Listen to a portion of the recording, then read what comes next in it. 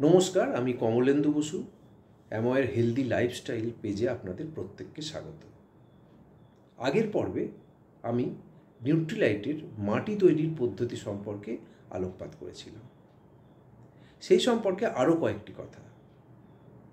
চাষের পদ্ধতির ব্যাপারে নিউট্রিলাইট তার চাষের কাজে যে জলটার ব্যবহার করে, শুনলে অবাক হয়ে যাবেন, সাধারণ জল নয় কিন্তু। যে কোনো খাল বা নদী থেকে জল তুলে দিয়ে দেওয়া হলো চাষের কাছে, তা নয়। অরা ফিল্টারেশনের জল ব্যবহার করা হয়, যে ফিল্টারেশনের জল আমরা পান করি। চিন্তা করতে পারছেন? এই জন্যই নিউট্রিলাইটের প্রোডাক্ট এত প্রাণদায়ী, এত শক্তিশালী। পোকা মারতে কোনো রকম রাসায়নিক ব্যবহার হবে না। তাহলে পোকাকে কন্ট্রোল করা যাবে কীভাবে? এর জন্য চাষের ক্ষেত্রের পাশে একরকম আগাছার চাষ করা হয়, যার মধ্যে লেডিবাগ পোকা বাসা করে এবং লেডিবাগ পোকা এনে ছাড়া হয়। এই লেডিবাগ পোকা কী করে? যখন গাছে চাষের ক্ষেত্রে অন্য পোকা আসে, সেই পোকাগুলো হচ্ছে লেডিবাগ পোকার খাদ্য। লেডিবাগ পোকা ওগুলোকে খেয়ে নেয়। আপনারা এই কথাগুলো অবশ্যই গুগল সার্চ করতে পারেন। আমি নিজে গুগলে সার্চ করে দেখেছি, এই সমস্তটাই একদম ছবির মতো দেখাচ্ছে। অন্য পাখি এসে যাতে ফসলের ক্ষতি করতে না পারে, এই জন্য বাজ পাখি ওড়ানো হয় চাষের ক্ষেত্রের চারিদিকে। বাজ পাখি পোষা হয় এবং দীর্ঘ দূরত্ব তৈরি করা হয় আশপাশের চাষের ক্ষেত্র থেকে। তার কারণ, আপনার বাড়িতে আপনি একটা বেগুন গাছ লাগিয়েছেন কি টমেটো গাছ লাগিয়েছেন। এখনকার যে টমেটো, সেটা তো টমেটো না, ওটা পমেটো। আলু আর টমেটোর সংমিশ্রণ।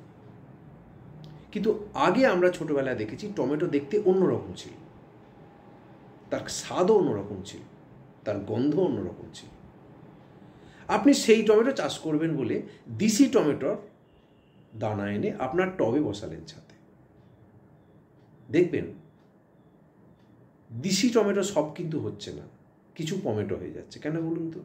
কারণ আপনার ছাদের গাছে যে পরাগ মিলন ঘটেছে, সেটা পাশের কোনো চাষের ক্ষেত্রের টমেটোর পরাগ চলে এসেছে।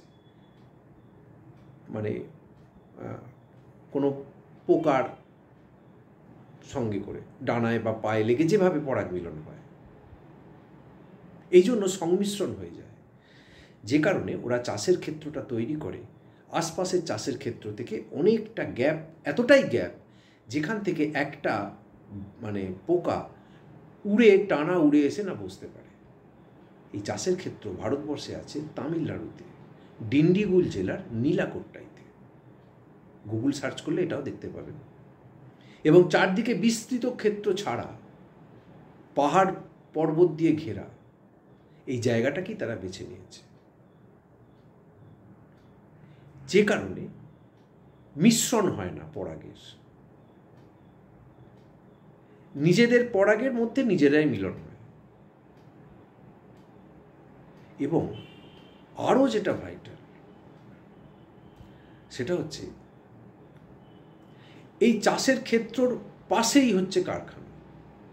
যে কারখানা থেকে কোনো রকম দূষণ বেরোয় না, কোনো ধোঁয়া বেরোয় না, কোনো জল বা নোংরা বা বর্জ্য বেরোয় না, কারণ রিসাইকেলিং পদ্ধতি আছে।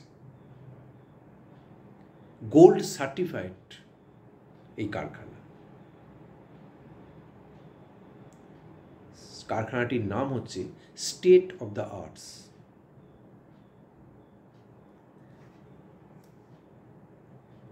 নমস্কার, আজকে এই পর্যন্তই। পরের পর্বে আমি আবার আসছি।